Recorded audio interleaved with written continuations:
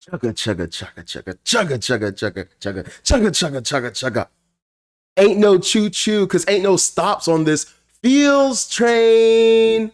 Oh my god, man. Horikoshi is really trying to tear at our heartstrings with this chapter. And all these chapters, quite honestly, just back to back to back, just feels like if you have not for a second just felt, a little thug tear coming out your eye, you're a monster. You're a monster at this point. Because he is really just driving home the point with these chapters and these feels, and I cannot stand it.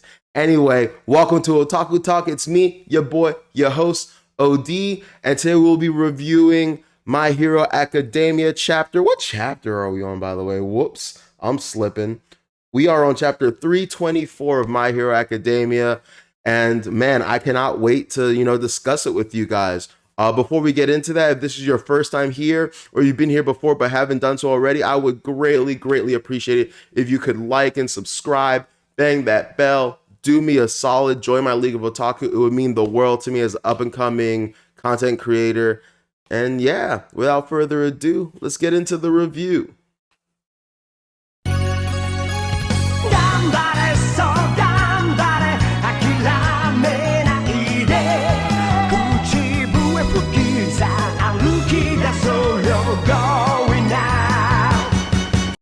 All right, guys, chapter 324 of My Hero Academia, or after this chapter, Our Hero Academia, A Child's Insistence. And man, oh man, oh man, I was not joking earlier in my intro when I said this was a feels train run amok. Man, I really love Okaku. When it comes to this type of character archetype, I am just madly in love with this character trope.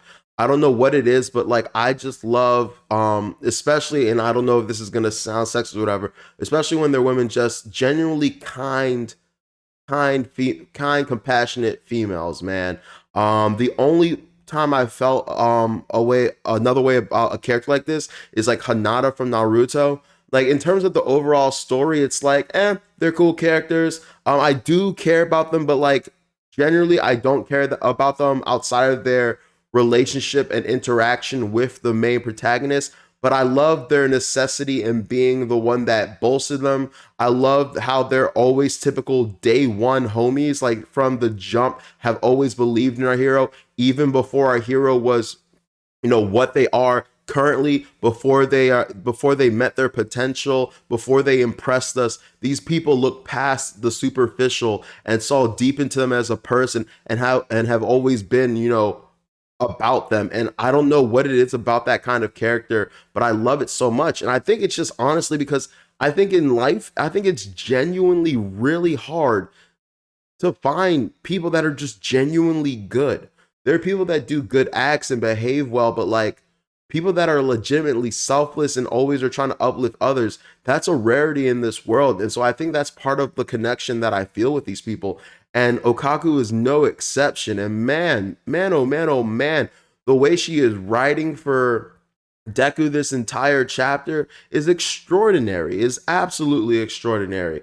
And I just love to learn more about her character because honestly, we haven't learned much about her besides the fact that she is a good person. But now we learn more about her childhood. Now we know about her upbringing. Now we know more about why she is the way she is. Kind of like how, I'm sorry to keep bringing up Naruto and Hinata, similar to Hinata, where we didn't know much about her. We just knew she rode for Naruto. And for some people that was good enough. But then we found, her childhood, her rivalry with Neji, her upbringing, and then you kind of develop more respect for her. And so during the beginning of this chapter, we see her talking, and basically she's imploring these people to please let Deku stay here. They still have issues. They're still not about it. They're still reluctant to let him in. And she just cannot stand for it. And so we see from her childish perspective of, during a flashback of, while everyone is looking at the heroes. And I love how it's kind of like a substance. I'm trying to use a word that's too big for my vocabulary, apparently. juxtaposition or a subversion of when we originally saw Deku, how he's staring at All Might, how he's enticed by All Might, how nothing matters, and how whenever he sees a hero, he's taking notes and he's focused on the hero. Okaku is the complete opposite. While everyone is looking at the hero, she's looking at everyone else. She's essentially a people watcher. Now, all jokes aside, I respect that because it totally makes sense to how she originally met Deku. Originally, like everyone is super excited to be at UA. Everyone's enticed by the heroes around them and by what they're gonna have to do. And this random dude, Deku, falls, and she's able to catch him. And the only way she would have been able to do such a thing is if she's observing everyone around her instead of the grand spectacle in front of her. And so I just love how that like comes back to the forefront of who she is as a person, and I love it. And so basically, she's just trying to like invoke any sense of empathy or sympathy from any of these people and trying to explain that, hey man, Deku has been busting his butt for you guys. He has been shedding his blood, sweat, and tears. And all we're asking for is for you to give him a second to recover. She's not even saying like, she's not even getting mad at them. She's not yelling at them like, come on, guys, you guys are selfish, blah, blah. She's literally saying, hey, we're going to keep busting our butt. Hey, we're going to keep giving you our blood. Hey, we're going to keep giving you our sweat. Hey, we're going to keep giving you our tears. We're going to give you everything we have, but give us a second. Give us a moment to breathe so that we can continue to do that. We're not automatons. We're humans, despite our quirks. She even says he is a high school student. He is a high school student. And do you remember last chapter when I was like, I'm really hoping that this chapter we get all the people we saw last chapter from the squirrel chick to what's his name? Koda. Koda, the kid that Deku saved earlier. I was hoping maybe Deku's mom might say something. Maybe some other characters might say something. And unfortunately, we didn't quite get exactly what I wanted, but we got something quite similar where the Squirrel Girl is like, hey, he saved me. And then immediately after saving me, he went to stop other people. He didn't take a break. He wasn't like, all right, cool, I saved you, I'm done. He literally went for the next problem. And like, just the crowd does not give a fuck. They really don't. They continue to chastise him. They continue to berate him. They continue to complain. There's one asshole in fucking particular. This guy right here. This motherfucker, fucking donkey of the day, asshole of the day, public enemy number one of the entire fandom is just like, I don't care. I don't care. What, you want us to be covered in grime and stuff too? Hell no. I don't want you to do that. But I don't want you complaining while other people are doing what are trying their best to protect your life and do what you're too inept to do. You don't have the quirk to do. You don't have the balls to do. So why don't you just sit there in the comfort of your own mediocrity and let these guys do what they're trying to do and protect you? Because I know hero agencies pay, and I know you can make quite a career out of this, but for the most part, most heroes become heroes out of a legitimate want and desire to help and to serve, right?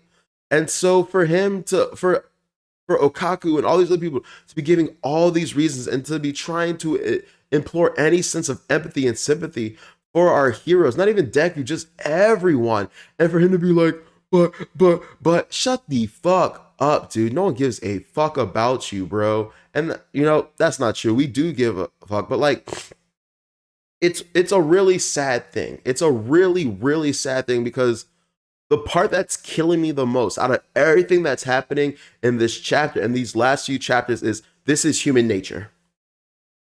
Without a doubt, without any sense of like skepticism at all, this is literally what I would believe would happen nowadays. Go to any internet forum, go to any time. You guys saw in the Olympics where Simone Biles wanted to drop out and wasn't doing well, wasn't feeling well, and how half of the nation turned on her. You see all the like when LeBron speaks out against social injustice, when people we idolize in any way, shape, or form fail to live up to our expectations, fail to do what behave in a manner that we want them to behave, we instantly turn on them. We instantly become enemies. We instantly become haters. We instantly become ops. We instantly wish their downfall. We instantly want to see them fail. And it's one of the most pathetic, sad things I've ever seen. And it's honestly one of the most human and realistic things I've ever seen. And it makes total and complete sense that this is what's happening. And it's a shame because, you read this and you're like, this is excessive. Like, are they dumb? Do they not understand everything Deku's done for us? First of all, no. We have the bias of being, firsthand witnesses to all the greatness that Deku has done. We have seen Deku come up from a small squirt who didn't have a quirk, who had to, work day in and day out to improve himself. Do you guys remember when he was training and All Might gave him this insane workout regimen? The workout regimen in and of itself was already crazy, and then Deku went behind All Might's back and added more of a workload to it. Are you kidding me? Every time Deku used this power, he would break his arms and his legs and all that stuff. And literally every single time, they would tell him, hey man, you gotta chill, you gotta chill. But when it came down to it, Deku didn't care because if it was between him and saving someone, he chose that person every time. Since the beginning of this story, he has put the team on his back. He has put the hopes and the dreams of the civilians and their wants and their desires and their protection on his back. And it just hurts me so much to see how selfish people can be. And that's why I love someone like Okaku, who's going to ride or die, who's going to say, you guys haven't been able to see it, but I have. And she's like, I just want to go to a world where everyone smiles again, where everyone enjoys heroes again. And what's happening right now is not it. This is not the move. And like, I can't believe that one dude, that asshole, is literally wearing an All Might shirt acting like this. Because it be your own kind. It really be your own kind. You call yourself a fan. You say you love heroes, but then, when your heroes need you the most, where are you? Right? Literally, you don't have to do anything. They do the work for you. All you have to do is believe in them. All you have to do is support them. That's all. That's the bare minimum of what's required of you. And yet, this is how you behave. This is how you act. It's deplorable. And honestly, I would kind of like to see, the heroes kind of go on like a kind of strike and then be like, all right, y'all think it's all, you think this shit is sweet? You think you can do better? Fucking do it. However, that defeats the purpose of being a hero. A real hero would never do such a thing, but it's frustrating and it pisses me off. But yeah, man, basically Okaku is getting at the point of, for the entire existence of quirks, we have relied on heroes. Unfairly, but we have relied on heroes. And All Might did a great job. All Might is to Jordan what Deku is to LeBron. I'm not gonna lie, I'm still Team Jordan all the way. Jordan is my GOAT, but you have to be ignorant to ignore all the accomplishments LeBron has made, despite what you might hate about him. But at the end of the day, Jordan set this standard. He put this bar up that everyone, idolizes. And All Might made it look so easy. People don't see the behind the scenes. They don't see the work. They don't see the success and failure that all these people had to go through. They just see the results and they just see this great hero that has made everyone's life so easy that they became spoiled. They became entitled. And all Okaku is asking is, hey, just recognize that he is a fellow human being and he just needs a second to take a break and recuperate so he can go back and do what you guys want him to do. And this asshole has the audacity to say, but. And I love the fact that Okaku's not having it. And she immediately continues. She's like, nah, no buts. And continues to implore. And I just love how while Deku is taking all this in, he just, his knees give out. He's weak, he's tired, and he just gives in to his exhaustion and breaks down. At first, I got a little bit pissed off because I thought he was about to do that Japanese bullshit where he gets on his knees and like begs them. And I was like, don't you fucking dare, Deku. Don't you dare. You don't have to do that at all. You shouldn't have to do that. Don't you dare. But it just mainly looks like he is just exhausted. He has been fit. Earlier, he passed out from physical exhaustion and physical fatigue. But now I think he's passing out from mental fatigue, right? Like he has just been carrying the weight of the world on his shoulders, and now just hearing everything Okaku is saying and how she is riding and dying for him, he is just laid out. And I just love the heartfelt moment where the squirrel girl and Coda run up to him. And I'm surprised that his mom didn't run up to him either. Maybe she's just too far back and she can't get past the crowd. Also, there's a little scene earlier in this chapter where she is just, crying and sad because everything Okaku is saying, she understands it firsthand. Also, I really really like that moment where we get a flashback of Koda and in the shoe store, and he picks out shoes. Now, obviously, I'm not sure if it's the exact shoes that Deku wears, but he says I want the red ones. So whether it's the same, he gets them as the same color, gets the same exact pair Deku has. Oh, that just really warmed my heart that like he was inspired and that Deku left such an impression on his life that he's like, I want to wear what Deku was wearing. I want to walk in his shoes. I'm so inspired by him. I want to dress like him. I want to act like him. I want to behave like him. Or I just want something that reminds me of him. Well, whatever way you take it, it really, really touched me. So yeah, man. At the very end of there's not much to talk about. It was super feels. I'm not gonna go into like any like theories or like you know what I will talk about what I think will happen next. But as far as what this chapter gave us, it's very forward facing, in your face. At the very end, Koda and the Squirrel Girl run to Deku. That was a really touching scene. Personally, what I really would have liked is it appears to be raining, so I really would have liked the Squirrel Girl to run over him, holding an umbrella over him. The symbolism there would have been really nice. How the heroes protect us, and now she's protecting him from the rain.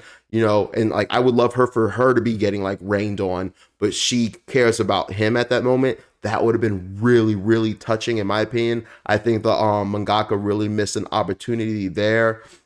Um, but other than that, yeah, that was phenomenal, phenomenal chapter. I'm really hoping that the last next chapter. I don't think we're done with this. I think next chapter will be the end of it, and yeah, I just really hope that next chapter, they finally accept it. I'm really hoping that what I wanted to happen this chapter happens next chapter, where everyone that Deku has ever helped steps forward. I'm hoping that Koda gives his story, the Squirrel Girl gives her story, and then we get the home run from his mom about like how he grew up, what he wanted to do every day, how he was quirkless, on all of that. If his mom doesn't get to say anything, I'm gonna be actually really disappointed in the mangaka. I really want his mom to say something because his mom loves Deku. Like there is no greater parental relationship than theirs. I'm sure there is. I'm just being hyperbolic at the moment, but like if you can in front of his mom continue to be a dickhead, like fuck you, and like I'm just gonna hop in the manga and like rock somebody because like in front of someone's crying mom, bawling to you and telling you of all the struggles he's had to go to, if you can continue to be this jaded, you don't deserve to be saved. All right. So something I forgot to do during my actual recording that I remembered during the editing process was when I read this part, it made me remember something interesting. So this is the story of how we all became the greatest heroes. Now, honestly, the way that I honestly think this is supposed to go is it's supposed to be kind of like, figurative in a way, and like how we're all in this, we're all in this together, kind of sort of narrative and whatnot. But I legitimately was thinking, hey, you know how technically the My Hero movies are quote unquote canon, or supposed to be canon, right? So what, you know how in the latest My Hero movie, Deku gives Bakugo a piece of his hair, and they both have all for one for all, and they use it to defeat the villain, and then because of plot bullshit, Deku gets it back. I was thinking, what if Deku during the fight with All for One gives his hair out to everyone, all of Class A, maybe even some pro heroes, but mainly all of Class A, maybe some of the other students from the other schools and whatnot, and they all have one for all. Because think about it, the name is one for all, but it's literally in his body, and we all thought about it. Well, it's one for all because he's using his power for everyone. But what if he like what if he actually gives his power to everyone? So I don't know. That's just a little small theory light I wanted to throw out there. I told it to a friend, and they were basically like, so basically he's gonna pull a Naruto, and I was like, yeah. So we'll see. Anyway, phenomenal chapter. I loved it. Great job, Horikoshi. Phenomenal job. Anyway, this has been Otaku Talk. I'm your host, OD. Thank you guys for tuning in. It means the world for me. Please make sure to like, share, and subscribe. Bang that bell. Join my League of Otaku. It would mean the world to me. Have a great day and take care.